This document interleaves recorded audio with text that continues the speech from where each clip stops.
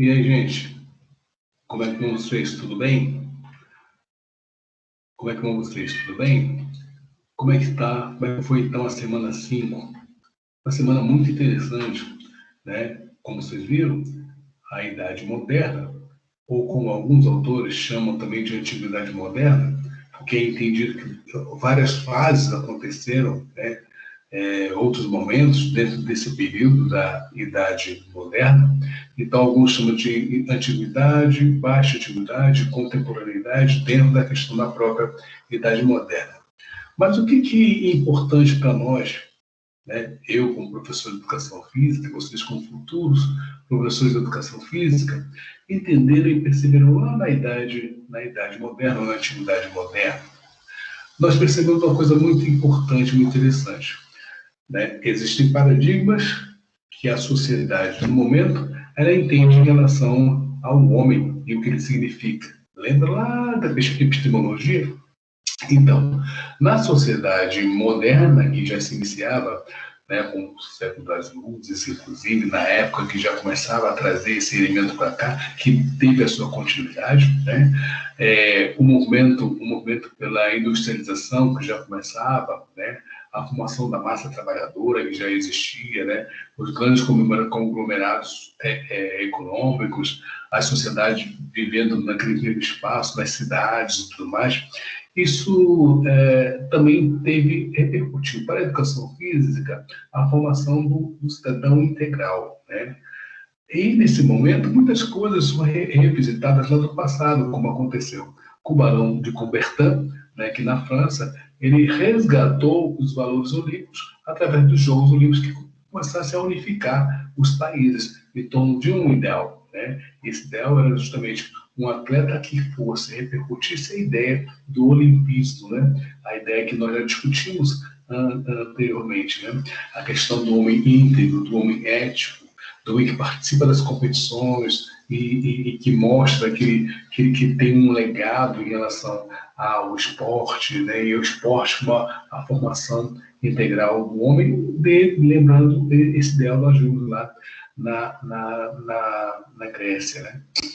Outro elemento importante da educação física, e vocês, como, por exemplo, reportemos a vocês serem professores de educação física daquela época, né, na questão da formação integral do homem nos seus valores éticos, numa sociedade que se modernizava, né, e como houve um contraponto, né, uma contradição, inclusive, que era justamente o surgimento de uma classe assalariada que, de certa forma, as desigualdades já começavam a se disparar nesse momento, e a sociedade, então, começou a se preocupar com a questão dos hábitos não saudáveis, né, como o alcoolismo, vocês lembram lá, inclusive, e era até a questão da própria higiene, e não só nessa questão também da moralidade, entre outras coisas.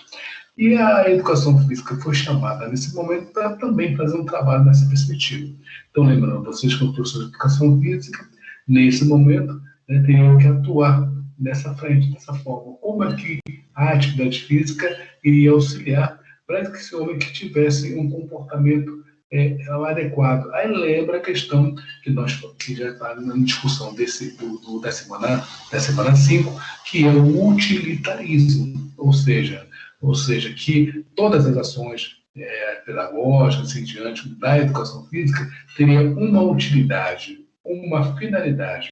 E a utilidade, nesse momento, era justamente a procura de utilizar para fazer com que as atividades físicas fizessem com que o homem adotasse comportamentos que fossem higiênicos, ou o chamado higienismo, né? Lembrando bem, vamos trazer para os dias de hoje.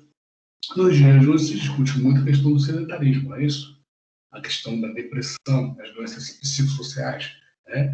Então, seria o utilitarismo, entre aspas, seria justamente utilizar os modelos as teorias em relação à atividade física e do esporte, né, para que essas teorias fossem delas retiradas as questões que nos levam ao entendimento de uma saúde, ou da saúde psicossocial, ou da questão do homem se tornar mais ativo e menos sedentário, e como essas teorias podem redundar, podem se transformar em metodologias de trabalho para que o homem saia da situação de sedentário para o ativo. Então, como fazer isso através de um método de ensino, ou um método de trabalho, ou uma metodologia de trabalho, se assim vocês quiserem.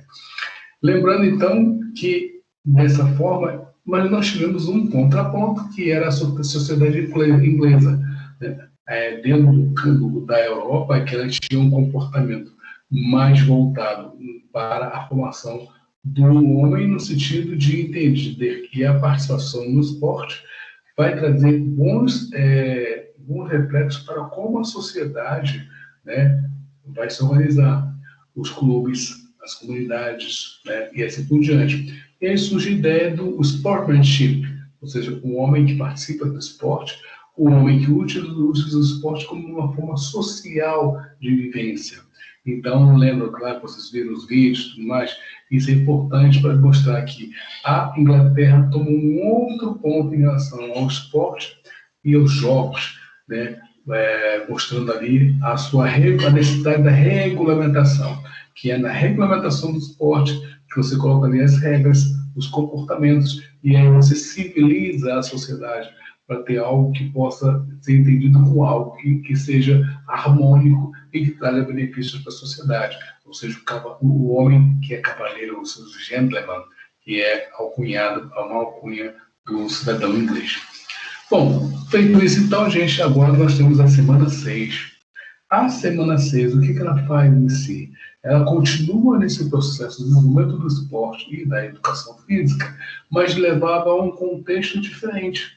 Começam a acontecer as chamadas guerras, né? Ainda não aconteceu a Primeira Guerra Mundial, né? Estava prestes a acontecer, mas nesse momento você começa então ao entendimento da participação da sociedade, do entendimento da sociedade, um homem que é parte de uma nação.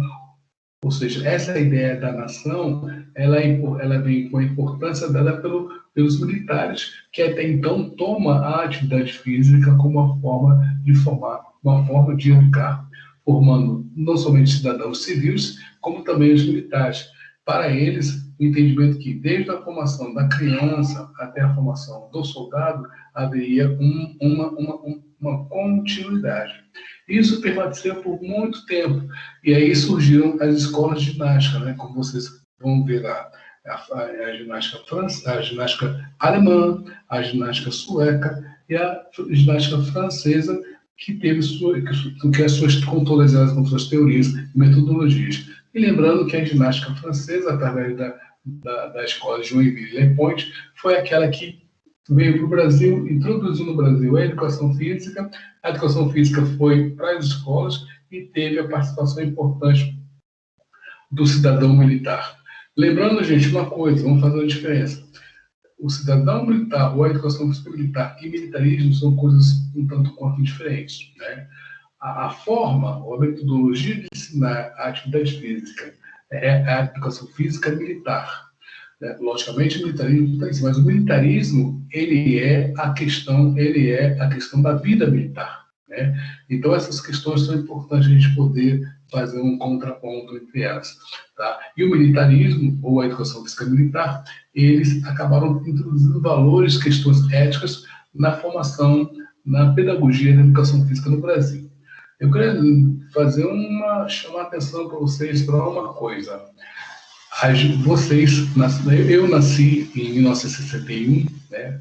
Faço 60 anos agora, e em 64 nós tivemos o golpe militar, e isso perdurou até 85. Então eu praticamente vivi a minha infância e adolescência até a juventude sobre a questão da ditadura militar.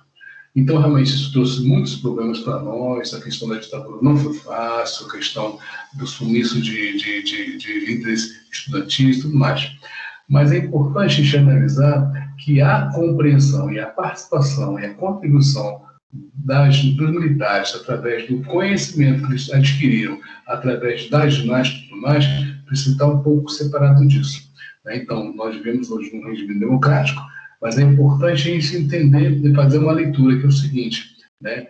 Essa história que nós temos realmente colocar para trás e que ela nunca mais volte, ela precisa entender que a gente precisa pegar o que foi de importante, o que contribuiu para o desenvolvimento da educação física. Então, os militares contribuíram muito para a educação física que nós temos até hoje. Então, a escola Joinville Day Point, né, que é uma escola militar, que se aportou no Brasil, vocês vão ver isso, foi muito importante para os modelos de educação física, as teorias e as metodologias de educação física que então foram disseminadas e deram continuidade até hoje. Lembram do que eu falei com vocês sobre diacronia? Diacronia é um processo que vem como uma neve, uma bola de neve que vem crescendo lá, caindo lá de cima. Ou seja, aquela bolinha de neve que começou lá em cima está dentro dessa grande bola de neve que está aqui embaixo. Ou seja, a participação da educação física militar ou militarista foi importante para a educação física que nós temos hoje. Né? A educação militar são os militares, a educação militarista é o modelo. E aí, passo a vocês agora ao entendimento da nossa semana, a semana 6, e eu espero que vocês tenham uma boa compreensão desse momento e como isso vai contribuir para a ação de vocês, para o trabalho de vocês como profissionais de educação física. Como entender as teorias dessa fase, né, da educação militar ou militarista, dessas três escolas que vocês vão estudar, né, e como elas se desdobraram em metodologias ou métodos de ensino. As teorias transformando em metodologias ou métodos de ensino, uma coisa ligada à outra. Ok? Um abraço para vocês, tenham uma boa semana e um abraço e fiquem com Deus. Tudo de bom para vocês.